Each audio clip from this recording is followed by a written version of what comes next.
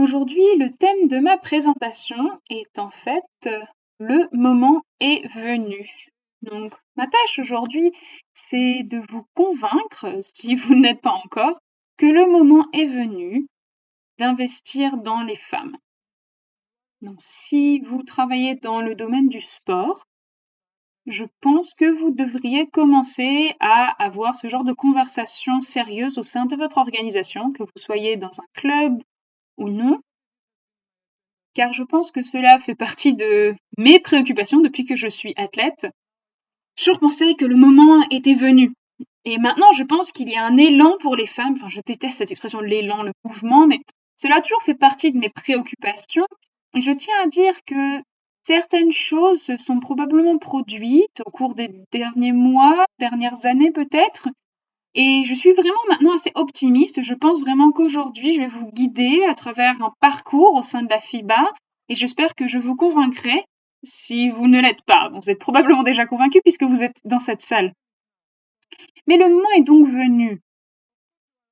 Bien sûr, vous suivez déjà tous les grands événements qui se déroulent dans le monde, le grand championnat du monde féminin, le football qui connaît un grand succès. Je ne sais pas si vous suivez le basketball, si vous avez suivi l'année dernière en Australie, vous verrez les chiffres un peu plus tard, mais les grands événements sont certainement l'une des raisons pour lesquelles les événements féminins sont désormais pris en compte par les grandes marques, mais il s'agit également d'un aspect commercial.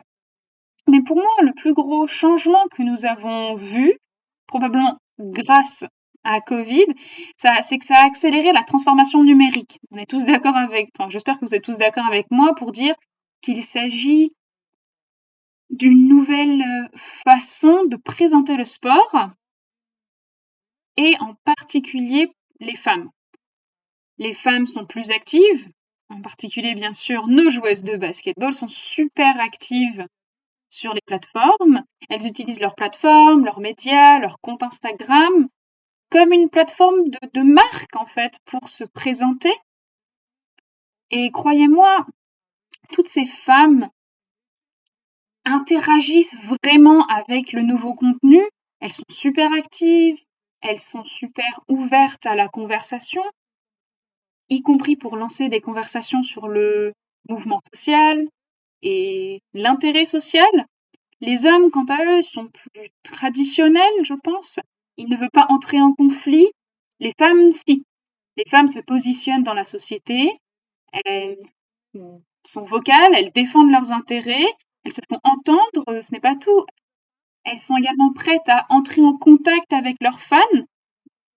C'est ce qu'elles font. Moi, je ne suis pas très active sur les médias sociaux, mais je sais qu'elles se connectent sur Instagram Live et elles n'ont pas peur de se poser chez elles et d'entamer une conversation avec des tonnes de fans ou avec quiconque se connecte et commencer à leur parler. Donc toutes ces choses, croyez-moi, ont complètement changé la façon dont les marques s'y intéressent. Toutes ces femmes veulent faire partie de la communauté, mais elles veulent aussi essayer de trouver leur singularité. Et c'est ce que nous constatons souvent dans nos équipes. Quand vous voyez une équipe de basketball, une équipe féminine, vous voyez des types de joueuses totalement différents. Certaines ont des cheveux longs, d'autres ont les cheveux courts, d'autres sont rousses, d'autres ont plein de tatouages. Donc tout le monde veut avoir sa propre marque, sa propre image. Et encore une fois, elles utilisent le monde numérique pour représenter leur marque, leur image. Donc c'est énorme. Et cela, pour moi, a complètement changé la donne. Aujourd'hui, il y a de nombreuses marques qui veulent être en contact avec ces athlètes et elles utilisent parfois nos événements, nos compétitions, nos ligues, nos clubs pour se mettre en relation avec ces athlètes.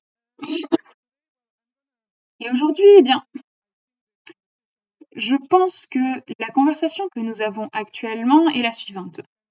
Compte tenu de tous ces stéréotypes systématiques auxquels nous sommes confrontés et tous ces modes de pensée traditionnels, comment allons-nous convaincre les décideurs politiques d'adhérer,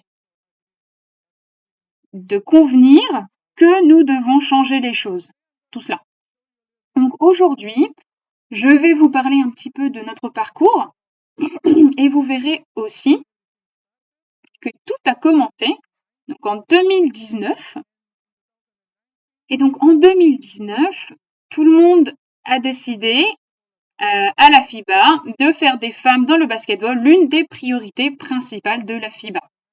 Donc d'accord, mais pourquoi 2019 et pas avant? Telle est la question. Vous savez, je pense que tout a commencé lorsque... Donc vous verrez un peu plus tard à quel point tout ceci a été important pour changer la culture de l'organisation, et nous l'avons mentionné de nombreuses reprises aujourd'hui. Si nous ne parvenons pas, ou si vous ne parvenez pas à changer la culture de vos organisations et à avoir des hommes et des femmes qui sont sous la même égide, nous ne réussirons pas.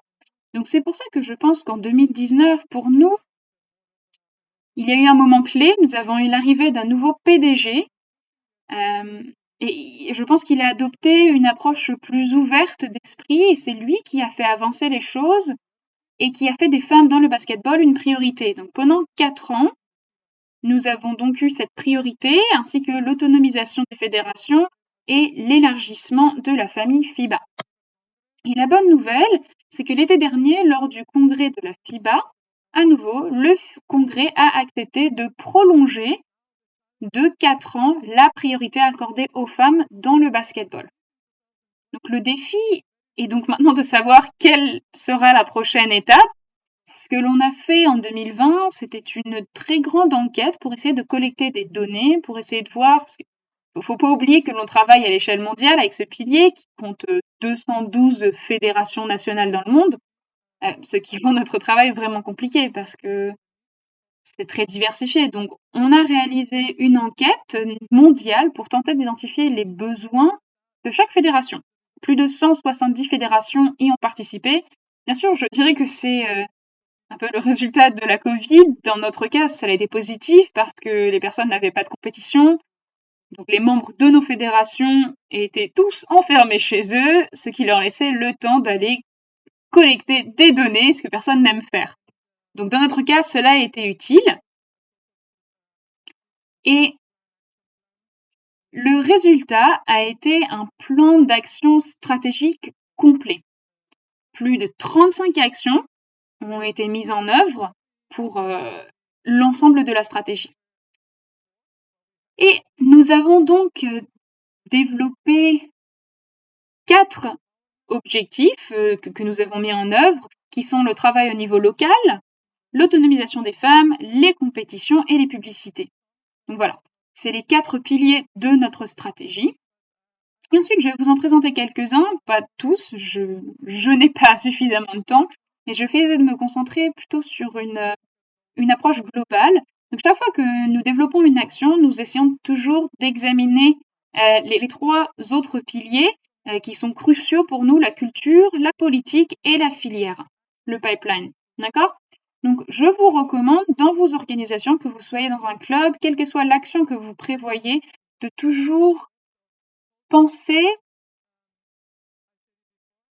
à ces 3 piliers. Donc la culture, je l'ai déjà dit, c'est que tout le monde dans l'organisation comprenne les avantages d'une organisation égalitaire, diversifiée et inclusive. Parce que si vous avez quelqu'un qui n'adhère pas, il faudra probablement réévaluer la situation. Et vous dire, ok, qu'est-ce qu'on fait? Enfin, croyez-moi, il faut trouver des moyens de naviguer la situation. Ça peut être assez simple. Et croyez-moi, dans notre sport traditionnel, il y a des gens qui ne croient pas que les femmes peuvent faire du sport, que les femmes ne peuvent pas être professionnelles. Donc, il y en a même qui défendent vocalement cette idée et qui le disent clairement. Donc, il s'agit d'une des choses qu'il faut commencer par identifier. Et si c'est le cas, il faut trouver des moyens de les contourner, de les dépasser. Le deuxième pilier est la politique. Et là encore, nous devons placer les femmes au centre. Jusqu'à présent, toutes les règles de la FIBA ont toujours été élaborées par des hommes blancs, qui créaient les règles. Et maintenant, nous voyons avec la nouvelle discipline, le 3-3, qui a une approche et un thème complètement nouveau, complètement moderne, et en fait, tout se passe très bien. aux Jeux Olympiques de Tokyo, à la finale de la compétition masculine, elle a été co-arbitrée par une femme et un homme. Croyez-moi, le mois dernier, nous avons organisé la Coupe du monde masculine à 5 contre 5 et nous avions 48 arbitres, dont 3 femmes. Et elles n'étaient même pas, je crois, dans la phase finale, juste la phase de groupe. Donc voilà, vous voyez comment la nouvelle discipline a commencé avec une approche totalement nouvelle et dans le 5 contre 5, nous sommes toujours confrontés aux préjugés traditionnels dans le sport. Donc c'est pour ça que je dirais que la politique est l'un des éléments clés. Et bien sûr, en tant qu'organe directeur, nous avons le pouvoir de changer les politiques. Mais bien sûr, il faut que les femmes soient assises à la table des décideurs pour que ces politiques aient un sens ou qu'elles proposent des politiques en faveur des femmes. Pour vous donner un autre exemple dont nous avons parlé cet été, les shorts blancs. Je ne sais pas si vous en avez entendu parler, mais lorsque nous avons entamé cette discussion, je me souviens, au sein d'une commission des compétitions, les gens se demandaient de quoi on parlait. C'est vraiment un sujet? C'est vraiment un problème? Bah oui, en fait. Les femmes abandonnent le sport, surtout au niveau local, parce qu'elles ne veulent pas avoir de problèmes ou d'accidents liés à leur menstruation lorsqu'elles font du sport. Alors pourquoi les obligeons-nous à jouer avec des shorts blancs? Voilà, c'est vrai. Donc si c'est un problème, pourquoi ne pas leur demander de jouer avec des t-shirts blancs ou clairs et des shorts plus foncés? Cela éradiquerait le problème, n'est-ce pas? Donc ce type de conversation a été proposé par une femme de la commission des compétitions. Et c'est pour ça que je dis qu'il est si important que toutes ces nouvelles politiques émanent également de femmes qui vivent toutes ces situations. C'est pourquoi, pour moi, la politique est un point clé, et vous verrez également cela dans ma présentation. Et enfin, le pipeline, la filière, nous devons mettre des femmes dans le panel. Il faut qu'il y ait plus de femmes qui participent. Donc, jetons un œil à la vidéo que nous avons créée. Elle résume la stratégie d'une manière un peu plus visuelle. Donc, le basketball féminin connaît un énorme regain de popularité et la FIBA veut s'assurer que cela continue avec notre objectif stratégique, les femmes dans le basketball.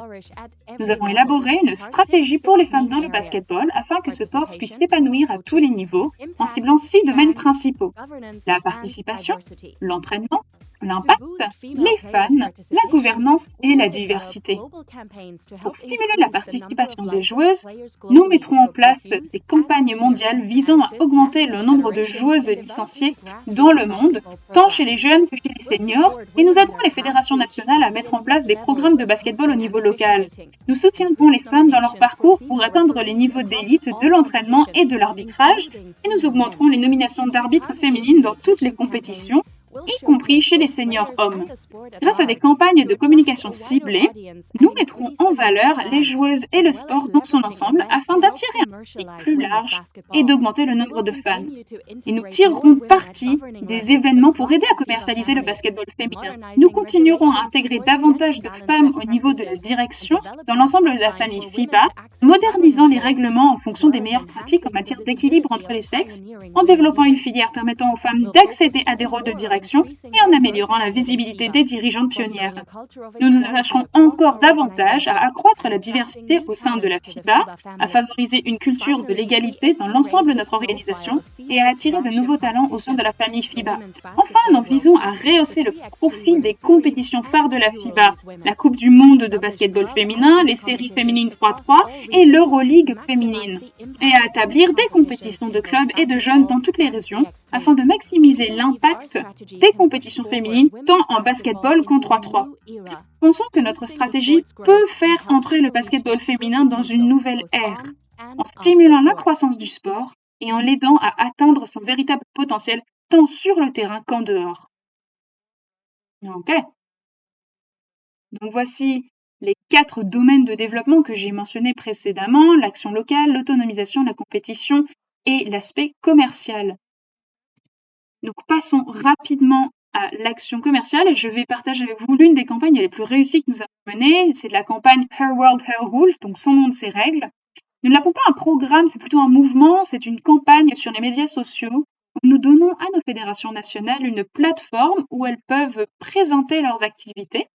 Donc nous donnons une liberté totale aux fédérations. Bien sûr, elles doivent respecter certaines lignes directrices, certaines règles, Mais encore une fois, nous parlons ici du monde entier. Il est donc très compliqué de leur dire ce qu'elles doivent faire.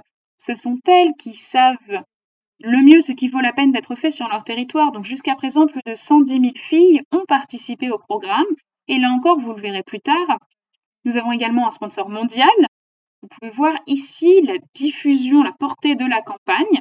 Et nous finançons les fédérations avec de l'argent. Ce n'est pas énorme, hein, cela dépend, mais de 3 à 5 000 francs suisses. Et le financement sert essentiellement à produire toute la stratégie de marque, donc les t-shirts, les bannières, les drapeaux pour les activités. Donc voilà, c'est uniquement pour cela. Nous créons donc une communauté et nous leur demandons d'interagir sur les médias sociaux. Donc toutes ces filles sont invitées à participer à nos différentes chaînes de réseaux sociaux, Instagram, et vous verrez qu'elles partagent alors toutes les mêmes valeurs et la même passion à l'échelle mondiale. Et je pense que c'est un grand mouvement pour elles et de faire partie de cette communauté peut être bénéfique. Je vais donc vous montrer une autre vidéo pour vous donner un aperçu de la campagne. Tu joues au ballon? Moi, oui. Pourquoi? Où commencer? Depuis 4 ans, la FIBA encourage les filles à prendre le ballon et à jouer. Et non seulement à se déplacer, mais aussi à marquer des paniers. Je ne suis pas la seule concernée. La FIBA a impacté des filles dans plus de 100 pays du monde entier et m'a donné l'occasion de découvrir le basketball. Nous avons assisté à des masterclass avec des futurs membres du Hall of Fame et nous avons pu rencontrer nos idoles en personne et apprendre d'elles. Nous avons participé à de nombreux tournois et camps et nous nous sommes amusés ensemble. Nous avons appris non seulement les principes fondamentaux du basketball, mais aussi comment devenir une meilleure personne. Dans l'un des camps, je me suis même fait une amie brésilienne. J'espère qu'un jour, nous jouerons ensemble en tant que professionnels. Sinon, j'ai une amie au Brésil. Pas cool ça? J'ai le sentiment que notre communauté s'agrandit de plus en plus. Les filles sont plus ouvertes et plus disposées à faire du sport. J'aime ce sentiment que, où que vous alliez, si vous voyez des filles jouer au ballon, vous pouvez vous joindre à elles et passer un bon moment. Il suffit de venir sur le terrain et d'être l'une d'entre nous. Bienvenue sur mon terrain. Donc voilà. Passons maintenant à l'autonomisation des femmes, qui est cruciale pour nous. Encore une fois, nous avons besoin de plus d'entraîneuses, de femmes arbitres, d'administratrices. Donc comment nous y parvenons? Comme je vous l'ai dit précédemment, la première chose que nous avons faite, c'est de changer les politiques en essayant d'engager plus de femmes. Ensuite, nous essayons d'identifier les talents dans ces grands viviers de femmes. Et ensuite, nous leur proposons des programmes de mentorat et tout ce qui peut les aider à atteindre le plus haut niveau. Je ne vais pas tout énumérer, mais je pourrais vous envoyer ma présentation si vous le souhaitez. Nous avons donc changé la règle. Toutes les équipes nationales féminines doivent avoir une entraîneuse, une femme, dans leur effectif. C'est obligatoire si vous voulez participer aux compétitions de la FIBA. Il ne s'agit pas seulement des femmes, c'est une question de protection pour l'avenir. Il s'agit de beaucoup d'autres choses qui sont très importantes. Et puis nous avons un programme de mentorat pour les femmes qui arrivent dans le système, qui ont un talent, qui veulent devenir professionnelles. On a adopté la même approche pour les arbitres. Nous avons changé la politique, la règle, de sorte que nous avons augmenté le nombre de femmes. Et nous travaillons maintenant avec celles qui ont une licence noire, qui est la plus élevée. Et nous essayons de les faire participer, comme je l'ai dit, à la prochaine Coupe du Monde. Et je souhaite également que des femmes arbitrent les compétitions masculines de haut niveau, en particulier lors de la phase finale. Et il en va de même pour la direction.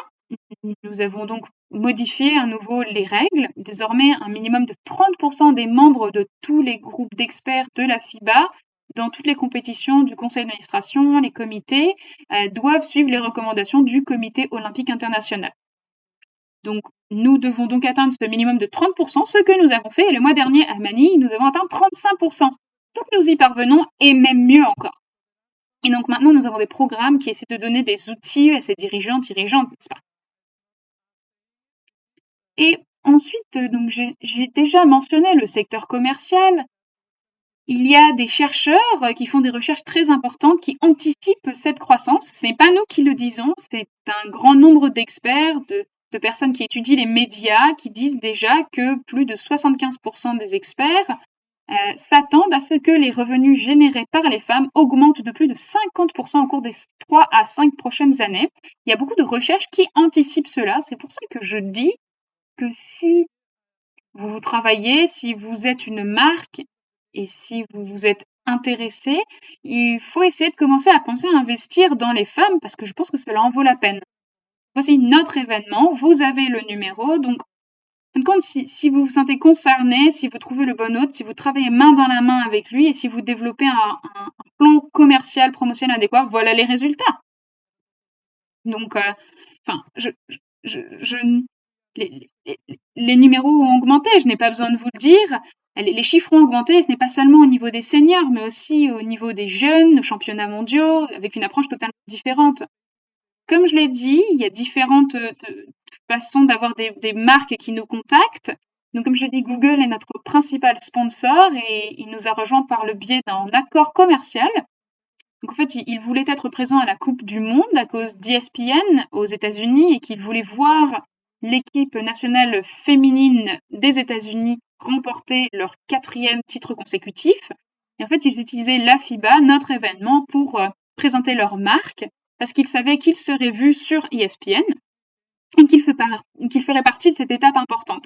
Donc, c'est pour ça que nous explorons de nouveaux moyens de commercialiser notre sport et TCL est passé par la plateforme de l'action locale. Donc, ils voulaient vraiment s'associer à toutes ces activités avec les filles. Et voilà, donc la bonne nouvelle, c'est que je suis très heureuse de voir beaucoup d'hommes ici présents. Je tiens à remercier tous les hommes qui font partie de notre organisation, nos champions masculins, nos alliés qui nous accompagnent dans cette nouvelle aventure. Et nous ne sommes pas seuls, donc faisons donc partie de ce changement tous ensemble. Merci beaucoup.